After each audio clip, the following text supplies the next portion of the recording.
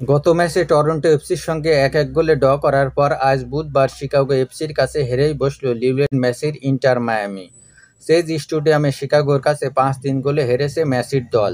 মায়ামি-শিকাগোর এই ম্যাচে দুই ভাগে ৪টি করে মোট ৮টি গোল হয়েছে। বল দখল ও আক্রমণে এগিয়ে থাকা মায়ামি ম্যাচের নবম মিনিটেই গোল হজম করতে বসেছিল। ডি বক্সের ভেতরে প্রতিপক্ষ ফুটবলারের এক শট দারুণভাবে সেভ করেন মায়ামির গোলকিপার। তবে ১১তম মিনিটে গোল হজম করে মায়ামি। কর্নার কিক থেকে হেডে গোল করে শিকাগোকে লিড এনে দেন তাহমিদ আলিভা। এরপর ছোট ছোট আক্রমণে মায়ামিকে চাপে রাখে সফরকারী শিকাগো। ২০তম মিনিটে ফ্রি কিক ঠেকিয়ে দেন প্রতিপক্ষের গোলকিপার। এরপর ম্যাচের ৩১তম মিনিটে এসে দ্বিতীয় গোল হজম করে মায়ামি। মাঝমাঠ থেকে বল পেয়ে কোনাকুনি শটে গোল করেন জোনাথন ডিন।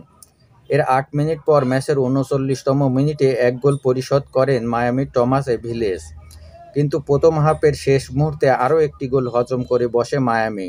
ডি বক্সের ভেতরে বল পেয়ে মায়ামির দুই ডিফেন্ডারকে কাটিয়ে জাল খুঁজে নেন শিকাগোর কুয়ায়ে। দ্বিতীয় হাফের ৫৪ ও ৭৪ মিনিটে জোড়া গোল করে মায়ামিকে সমতায় ফেরান উরুগুয়েন সুপারস্টার লুইস সুয়ারেজ।